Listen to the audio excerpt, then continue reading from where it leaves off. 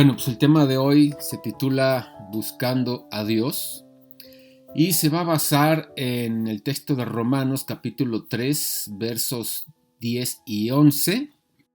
Dice Romanos 3, 10 y 11. No hay justo ni aun uno, no hay quien entienda, no hay quien busque a Dios. Nuevamente, no hay justo ni aun uno, no hay quien entienda, no hay quien busque a Dios. Vamos a separar cada una de estas frases y estudiarla una por una. Empezamos con la primera parte del texto, que dice, no hay justo ni aun uno. Bueno, pues esta primera parte, este texto, esta porción de este versículo muestra obviamente la condición universal de todos y cada uno de los seres humanos que han pisado esta tierra, ¿verdad? Y todo esto gracias al problema fundamental que creo que ya todos los que estamos aquí conectados conocemos al derecho y al revés, ¿verdad? Que es la separación con el Creador, lo que es la ley del pecado, obrando dentro de nosotros las 24 horas del día, los 7 días de la semana, que nos lleva a pecar, y la esclavitud espiritual bajo el yugo del diablo. Este es el problema fundamental en el cual toda la humanidad entera se encuentra. Y precisamente por esta condición humana, que además es transmitida de generación en generación, es que el ser humano necesita un redentor. Por eso necesitamos un salvador, por esta condición. Ahora fíjense, es interesante que la caída del hombre, que viene registrada en el capítulo 3 del libro de Génesis, solamente cubre 24 versículos, que son los versículos que contiene el capítulo 3, precisamente, ¿no? Y si comparamos estos 24 versículos, nos queda el resto de la Biblia, que son más de 31,000 versículos. O sea, el resto de los más de 31,000 versículos de la Biblia giran alrededor del plan de salvación. Y este comienza obviamente en Génesis desde el sacrificio de los primeros animales en el huerto del Edén para justificar a la primer pareja, para cubrirlos con las pieles de animales y así salvarlos, vamos, inaugurando lo que vendría siendo el segundo pacto. Eso ya también ya lo sabemos, que es el derramamiento de sangre. Tenía que haber derramamiento de sangre porque la paga del pecado es muerte. Alguien tenía que pagar la multa, la pena de muerte. Y como Dios había decretado que Adán y Eva habían sido creados ya a imagen y semejanza de Dios, en lugar de fulminarlos, precisamente les dio el segundo pacto, el pacto de sangre, para que alguien reciba la justicia de Dios. Y este pacto que fue inaugurado en el huerto del Edén, fue restaurado en el desierto con el pueblo de Israel y culminó en la cruz del Calvario con Jesucristo derramando su sangre, ¿no? E inaugurando el nuevo pacto, acabando ya con el antiguo pacto. Por esta razón, del problema fundamental narrado en Génesis y que necesitamos un Salvador, por esta razón es que no podemos suprimir la narración del Génesis, como lo ha pretendido hacer el diablo a través del tiempo, y bueno, comenzando con la teoría de la evolución, argumentando que venimos del mono. Es lo que dicen, ¿verdad?, los científicos, ¿no?, los pseudocientíficos, que todo se creó de la nada y de esa nada se creó todo y que ese todo sin motivo alguno se autoorganizó, creando orden, belleza, perfección de las leyes, tanto en el universo así como en la genética, ¿no? Y bueno, podemos ver lo irracional que es esto.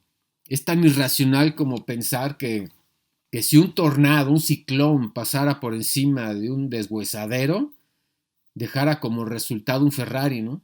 O sea, es absurdo, ¿no? Entonces, han querido suprimir la narración del Génesis, lo ven como una leyenda, como una fábula, y sin embargo conecta con toda la salvación, obviamente. O sea, entender la doctrina de la creación y la caída del ser humano es tan fundamental como entender el sacrificio de Jesús, porque están íntimamente ligados. O sea, no tiene sentido una sin la otra. Y es precisamente esa caída que ha torcido la naturaleza de la raza humana y pasó de ser perfectos en santidad, en su mente, en sus cuerpos inmortales, como lo eran en el Edén, ahora pasan a ser muertos espirituales, corruptos, injustos, inmortales. Entonces, no es nada difícil entender la veracidad de este versículo 10 cuando Pablo dice que no hay justo ni aun uno. Es el resultado de todo esto. Y la misma historia da testimonio, porque a lo largo de todo el tiempo, de los siglos, podemos ver guerras por doquier, conquistas, fuerzas políticas aprovechándose de los débiles, traiciones, depravación por todos lados, maldad, la crueldad, explotando esclavos, etcétera, ¿no? Vemos el resultado de este problema fundamental en la raza humana en la misma historia.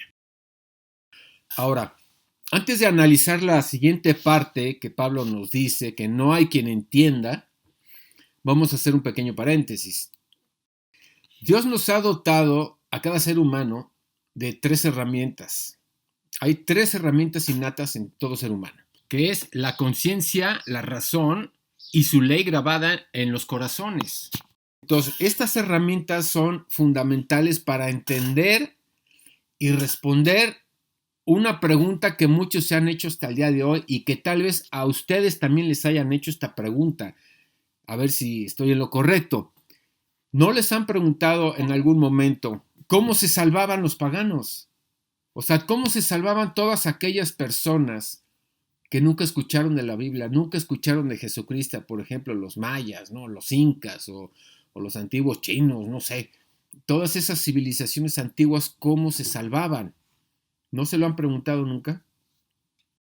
Bueno, pues precisamente a través de estas 2 herramientas, que es la conciencia y la razón.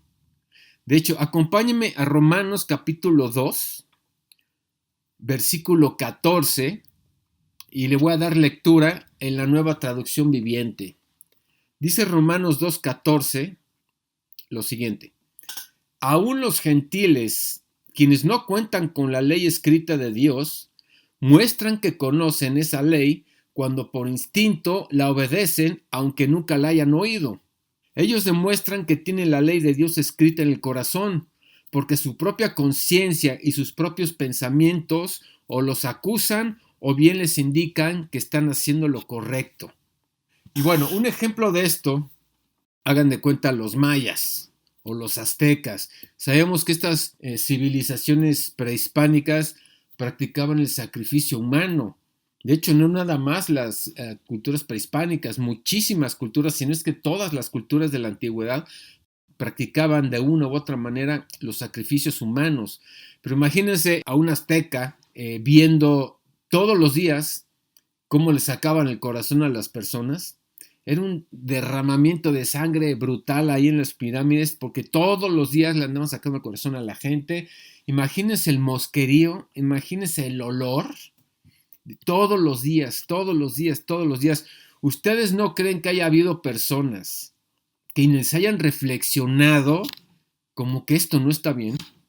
Como que ellos en su razonamiento y en su conciencia eran movidos a dejar de creer en eso. Seguramente los hubo. ¿Por qué? Porque veían lo absurdo de repente que todos los días se estén matando gente y derramando sangre y todo sigue igual, no cambia nada. Como que es absurdo que el sol se beba la sangre de estos muertos. O sea, ¿ustedes no creen que existía un remanente así? Y no nada más en los aztecas, en todas estas culturas. Pues por supuesto que sí. Y miren, la evidencia de esta verdad la podemos apreciar en Apocalipsis 7:9, por ejemplo. Apocalipsis 7:9 dice: después de esto miré, y aquí una gran multitud, la cual nadie podía contar, de todas las naciones y tribus y pueblos y lenguas, que estaban delante del trono y en la presencia del Cordero, vestido de ropas blancas y con palmas en las manos. Bueno, ahí estamos viendo a una multitud de naciones, tribus, pueblos y lenguas. Y yo estoy seguro que ahí están incluidos todas esas personas de todas estas culturas en las cuales su conciencia les empezó a mover a que eso estaba mal. Empezaron a meditar, empezaron a razonar de que esto estaba mal. Entonces, Todas estas personas de estas culturas, aunque seguramente también fueron muy pocas, ya no estaban conformes con estas prácticas que estaban llevando a cabo sus sacerdotes o a lo mejor ellos mismos, y sus conciencias le confirmaban. Entonces, esto lo podríamos interpretar, este cambio de conciencia lo podríamos interpretar como un arrepentimiento. Y estas mismas personas, al darle la espalda a sus tradiciones y buscar respuestas concretas por otro lado para encontrarse con la verdad, muestra lo que podríamos llamar como fe. O sea, que ellos experimentaron una fe, primeramente un arrepentimiento, el dejar de hacer esas cosas, y número 2, una fe en buscar la verdad. Y saben que Dios se los tomó en cuenta para su salvación, como lo acabamos de apreciar en Romanos 2:14. Es más, vamos a volver a leerlo y tengan en mente a estas personas. Aún los gentiles, ya sean aztecas, incas, chinos, mongoles, no sé, quienes quieran que sean, aún los gentiles, quienes no cuentan con la ley escrita de Dios, o sea, que nunca escucharon de la Biblia, ni de la ley de Dios, muestran que conocen esa ley cuando por instinto la obedecen, aunque nunca la hayan oído.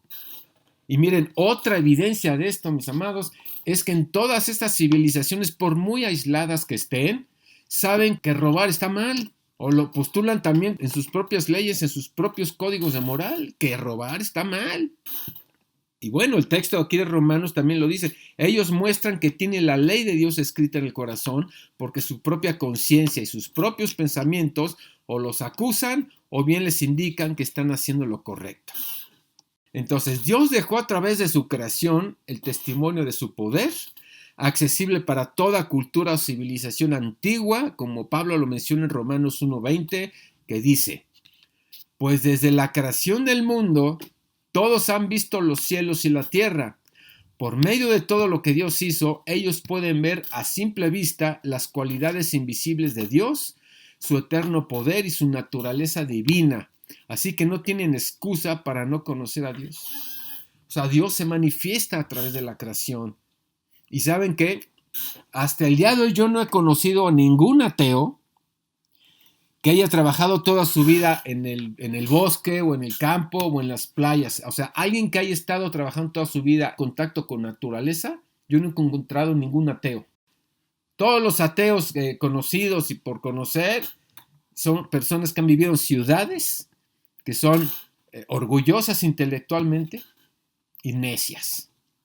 Pero personas que hayan trabajado toda su vida en el campo, yo nunca he encontrado un ateo así. O a ver, un campesino ateo, para nada.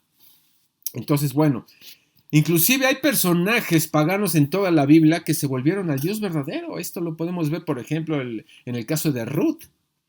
O otro ejemplo, los magos que llegaron del oriente cuando nació Jesús. O el mismo rey Nabucodonosor. O inclusive Rahab, la prostituta, cuando cayeron los muros de Jericó.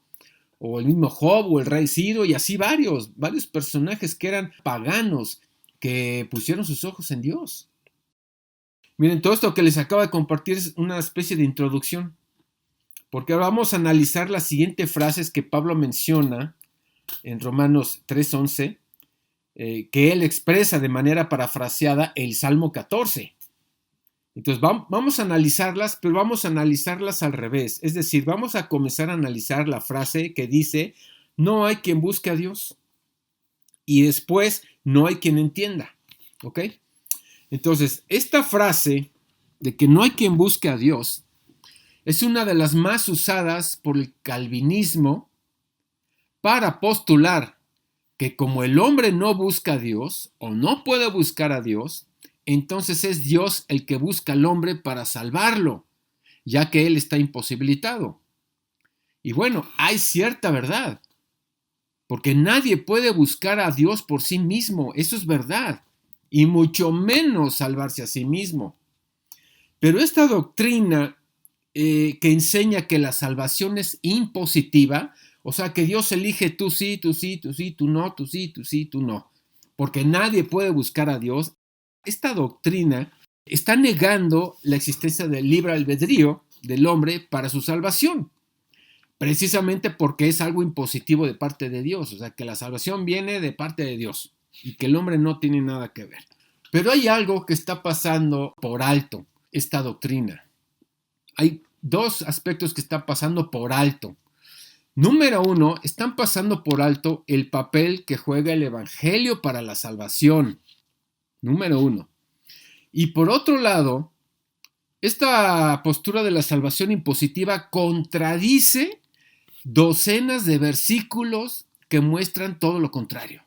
Para empezar, vemos Deuteronomio capítulo 30, verso 19, que dice así: a los cielos y a la tierra llamo por testigos hoy contra vosotros, está hablando Dios, que os he puesto delante la vida y la muerte, la bendición y la maldición. Escoge pues, o sea, el hecho de que aparezca la palabra escoge pues está hablando del libre albedrío. Dios le dice a Israel, escoge pues la vida para que vivas tú y tu descendencia.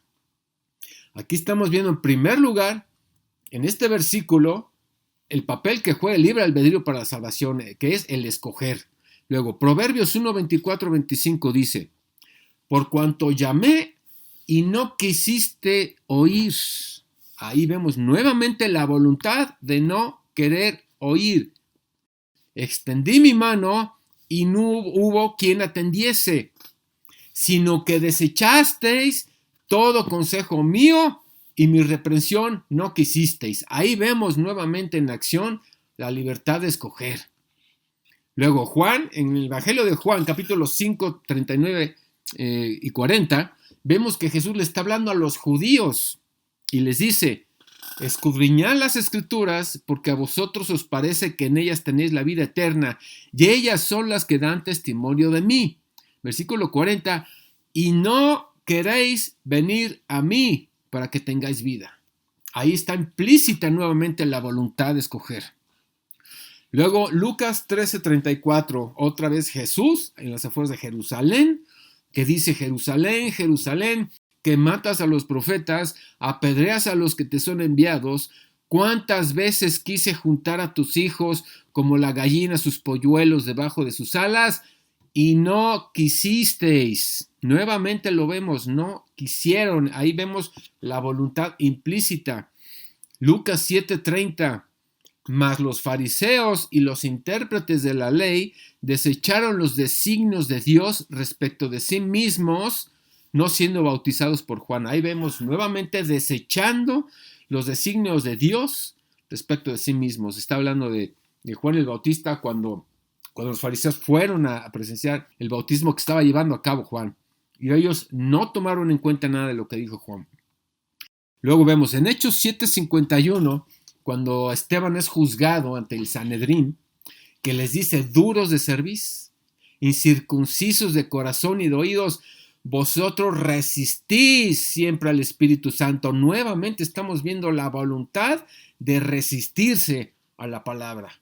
En este caso al Espíritu Santo, que era el pecado imperdonable.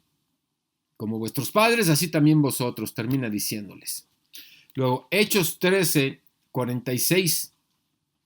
Entonces Pablo y Bernabé, hablando con denuedo, dijeron, a vosotros a la verdad era necesario que os hablase primero la palabra de Dios, mas puesto que la desecháis, ahí estamos viendo nuevamente cómo la voluntad de decisión, de elegir entre recibir la palabra, no entre ser salvos y no ser salvos. Aquí se lo está diciendo Pablo y Bernabé, estaban en Antioquía compartiendo en una sinagoga ahí con los judíos y les dice, ustedes desecharon, no os juzgáis dignos de la vida eterna, y aquí nos volvemos a los gentiles. ¿Ok? Luego, Hechos 28:27, porque el corazón de este pueblo se ha engrosado, ahí está implícita también la voluntad para escoger, y con los oídos oyeron pesadamente y sus ojos se han cerrado, para que no vean con los ojos y oigan con los oídos y entiendan de corazón y se conviertan y yo los sane.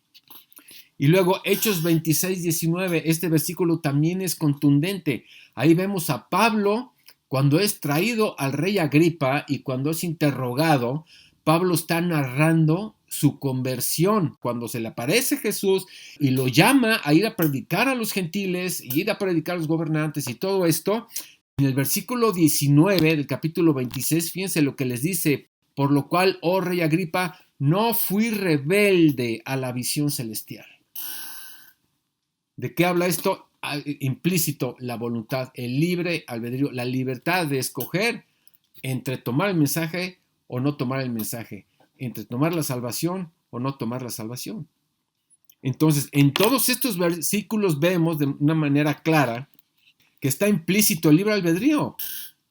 Ahora, si a estos versículos le sumamos muchos otros que a lo largo de la Biblia también aparece y que lo da a entender, además de docenas y docenas de veces que Jesús dijo la frase, el que cree, al que cree o los que creen, todo esto junto podemos apreciar de una manera contundente el error de esa doctrina de la salvación impositiva que los calvinistas postulan.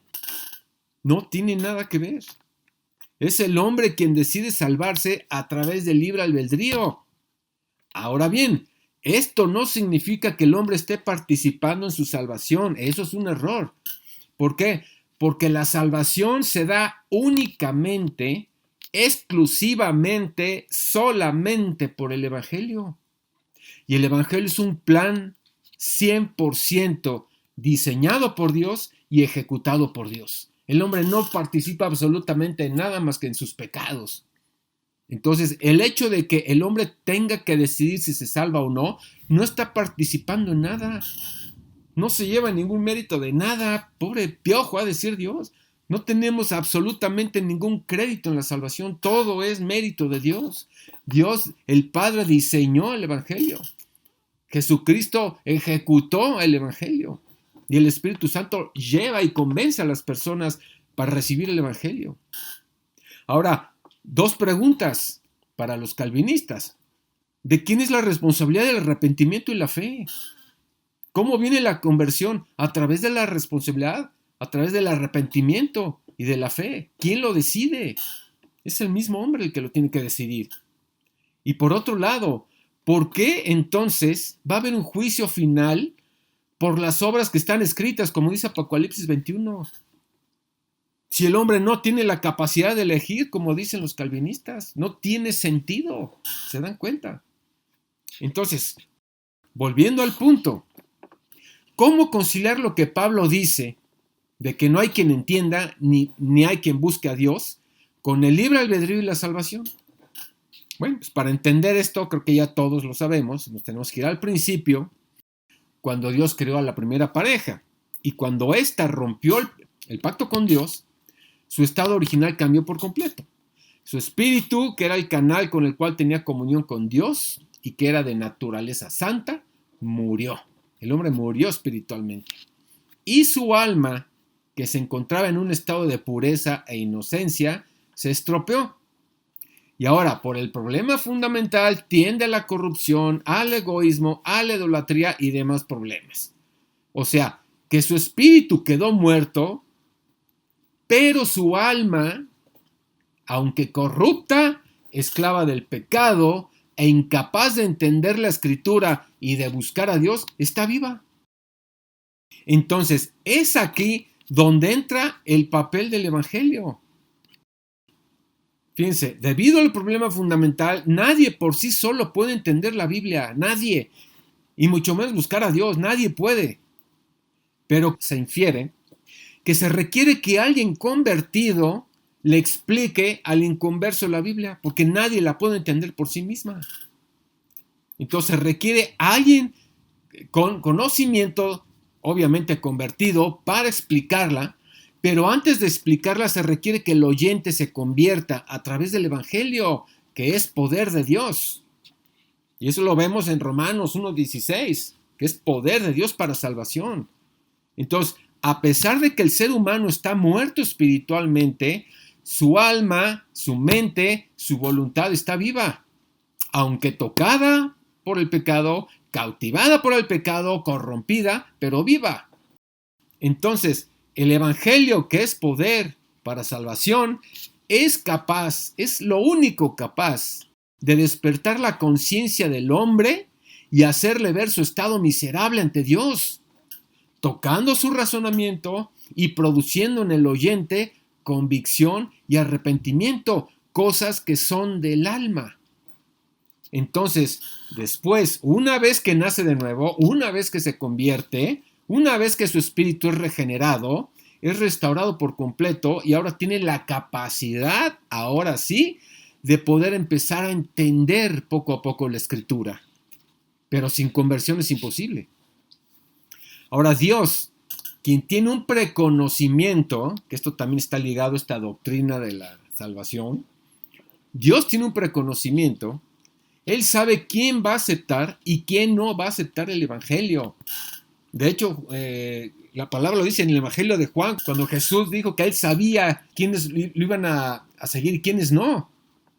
Bueno, pues Dios, sabiendo esto, prepara a personas, circunstancias en un tiempo específico para que estas personas que Dios sabe que van a responder, escuchen el evangelio.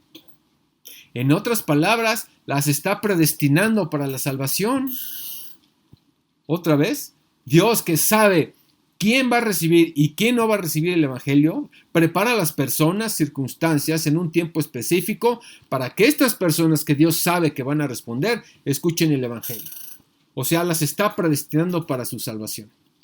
Por ejemplo, acompáñenme al libro de Hechos, capítulo 8, versículo 26 al 39, y es el pasaje precisamente del etíope, que dice así: un ángel del Señor habló a Felipe diciendo: levántate y ve hacia el sur por el camino que desciende a Jerusalén en Gaza, el cual es desierto. Entonces él se levantó y fue. Y sucedió que un etíope, eunuco, funcionario de Candace, reina de los etíopes, el cual estaba sobre todos sus tesoros y había venido a Jerusalén para adorar, volvía sentado en un carro y leyendo al profeta Isaías. Noten que cuando Dios le ordena a Felipe: levántate y vete al desierto, no le dio pistas. No le dijo: vete por este camino y cuando veas 3 cactus en forma de X, ahí da vuelta a la izquierda. Nada, le dijo: ve al desierto, eso es todo. Y entonces ahí Dios preparó estas circunstancias, lo que le estaba diciendo, está preparando a personas, ahí preparó a Felipe, preparó la circunstancia y el tiempo específico para que se encontraran. Y el Espíritu le dijo a Felipe: acércate y júntate a ese carro. Acudiendo Felipe, le oyó que leía al profeta Isaías y dijo: ¿pero entiendes lo que lees? Aquí podemos ver lo que Pablo decía: no hay quien entienda. Por eso necesitaba que alguien le explicara, y por eso Dios, sabiendo que el etíope iba a recibir el evangelio, le manda a Felipe para que le explicara la escritura que estaba leyendo. Dice el 31: ¿y cómo podré si alguno no me enseñare? Y rogó a Felipe que se subiese y se sentara con él. A partir del versículo 32 en adelante, 32, 33, está hablando de Isaías, del pasaje de Isaías 53. Versículo 34, respondiendo el eunuco dijo a Felipe: te ruego que me digas, ¿de quién dice el profeta esto? ¿De sí mismo o de algún otro? Entonces Felipe, abriendo su boca, comenzó desde esta escritura, le anunció el evangelio de Jesús. Ahí vemos el propósito de ese encuentro, para que le explicara el evangelio de Jesús, partiendo desde Isaías 53. Acuérdense que en aquel momento todavía no existía el Nuevo Testamento, solo contaban con las escrituras del Antiguo Testamento.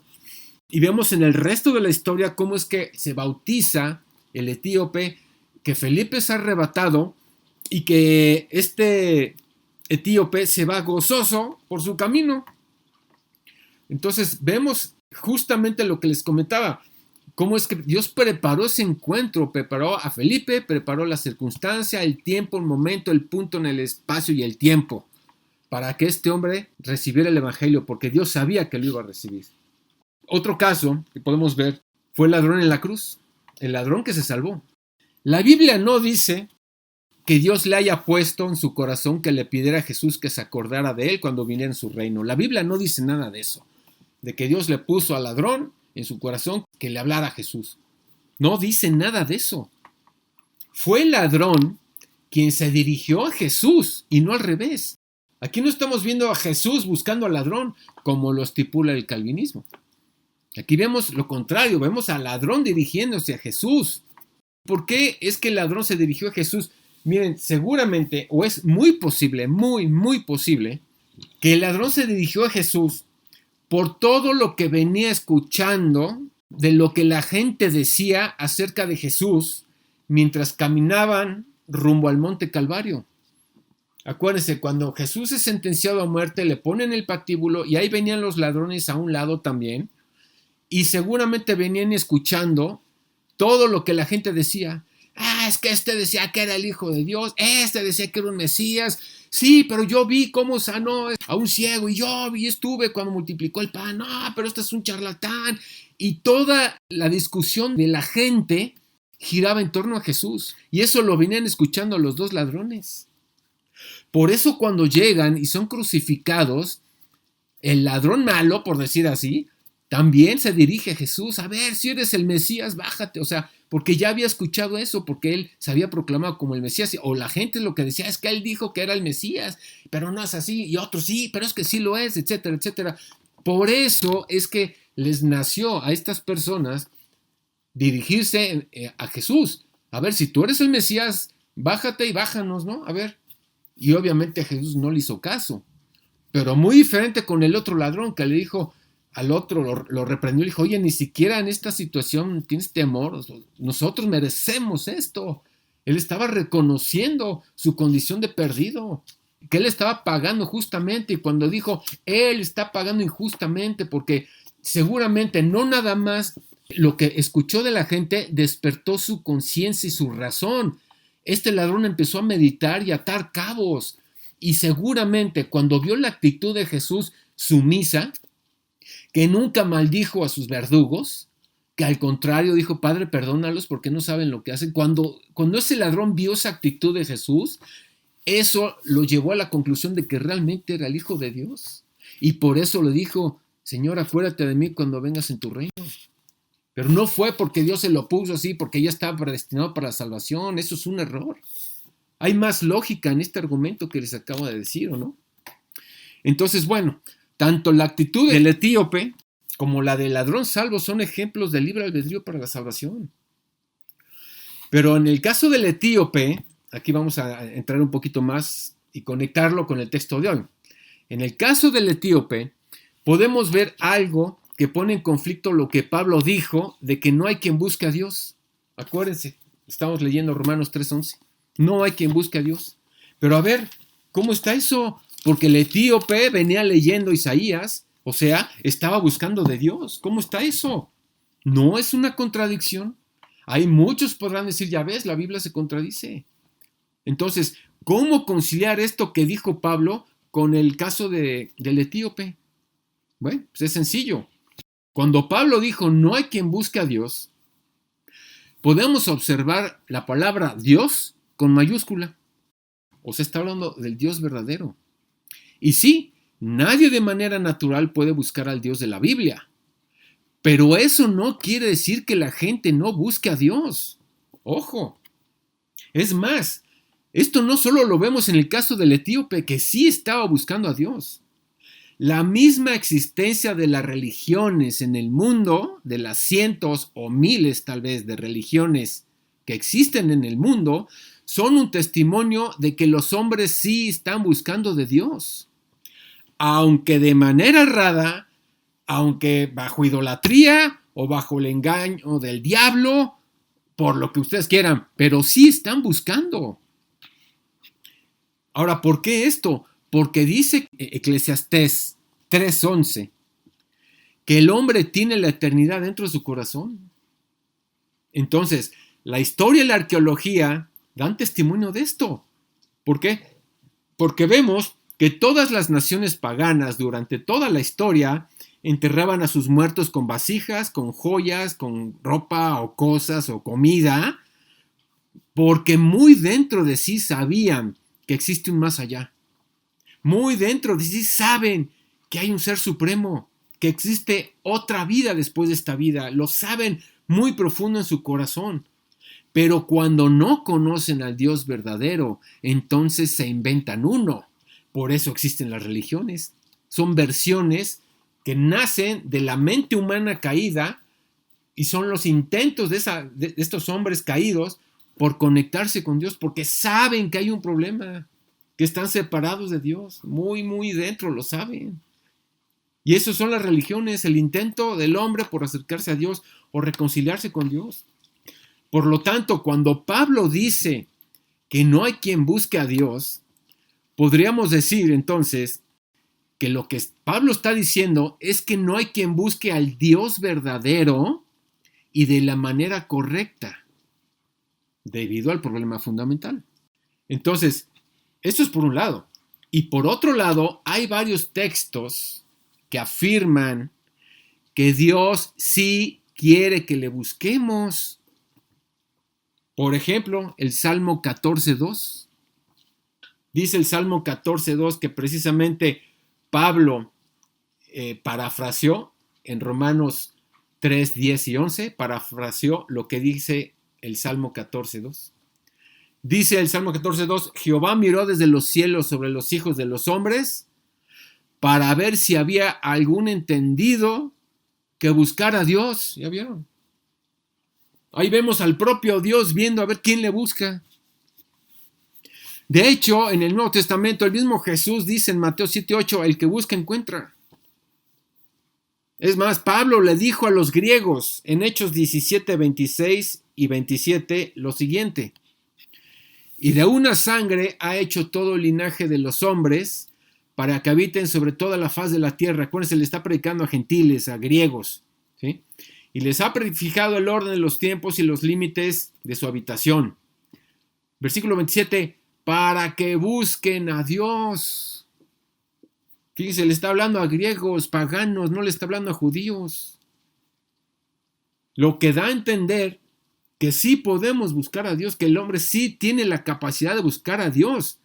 El problema es que no conocen al Dios verdadero y por eso se requiere de evangelistas, de hombres convertidos para llevar el mensaje, para que conozcan a Dios. Entonces no hay contradicción con lo que dice Pablo. Aquí mismo se los dijo a los griegos, para que busquen a Dios, si en alguna manera palpando puedan hallarle, aunque ciertamente no está lejos de cada uno de nosotros. ¿Se dan cuenta? Entonces, cuando Pablo expresó nuevamente, no hay quien busque a Dios, parece contradecir los versículos antes mencionados. Lo que realmente está sucediendo, y ya en el contexto de Romanos, está hablando de una manera hiperbólica. ¿Qué quiere decir esto? De una manera exagerada. O sea, no lo está diciendo de manera literal. Acuérdense que en el contexto del libro de Romanos, Pablo tenía un dolor en su corazón por la dureza de corazón de su pueblo, de los judíos, ante el Evangelio. Y esto que está diciendo, repito, es una manera hiperbólica o manera exagerada lo que está diciendo. O sea, un ejemplo.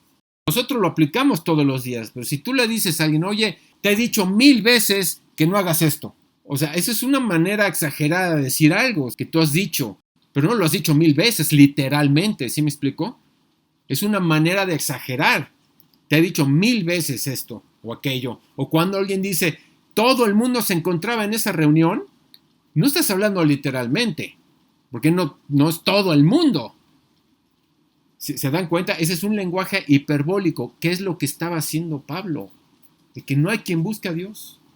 Es una manera exagerada de mostrar la condición del ser humano, que sí, efectivamente, no busca a Dios.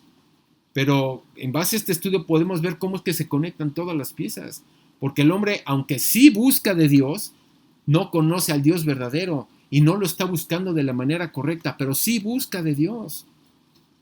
Entonces, podríamos llegar a la conclusión de que Dios quiere que la gente le busque, obviamente a través del Evangelio, escuchando el Evangelio, usando sus dos herramientas innatas, que es la razón y la conciencia. La gente tiene que pensar, tienen que razonar, tienen que meditar las palabras y tenemos que ayudarles a razonar, a que piensen. Porque si se dan cuenta, muchas de las tradiciones y cosas que la gente cree son irracionales, son ilógicas. Y la fe bíblica es razonable. Hoy en día, el ser razonable es un peligro. ¿Por qué? Porque el diablo ha creado todo un movimiento social que quiere aniquilar la razón y la conciencia. Hoy en día, mis amados, y todos estamos de acuerdo, el defender que el pasto es verde y no azul, ya puede ser motivo de persecución y arresto. Estamos entrando en unos tiempos tan cerrados, tan difíciles, que más que nunca se requiere de la predicación del Evangelio. Lo único que puede despertar la conciencia de las personas manchadas por el pecado y despertar su razonamiento y que se conviertan. Jesús dijo, yo soy la verdad, ¿se acuerdan? Y el ministerio del Espíritu Santo para los convertidos es guiarnos a toda verdad, o sea, al conocimiento de Jesús, en donde se encuentran todos los tesoros de la sabiduría y del conocimiento. Lo que Dios más anhela es que toda la gente escuche del Evangelio, que piense, que medite, que razone y que se convierta. Y solo el Evangelio tiene el poder y la capacidad de resucitar a los muertos espirituales y limpiar sus conciencias. Y los responsables de eso somos nosotros, mis amados, su iglesia. Y para eso, para despertar su conciencia, necesitamos hablarles de la situación en la que se encuentra, el problema fundamental, que están bajo la ira de Dios, y no decirles que Dios les ama y que tiene un plan maravilloso para sus vidas. Eso no es bíblico. Hablar de esto puede costarnos amistades, como me ha costado últimamente a mí. Pero créanme, y lo sabemos de sobra, es lo único que vale la pena en este mundo. Es predicar el Evangelio, que es el deseo de Dios. Amén.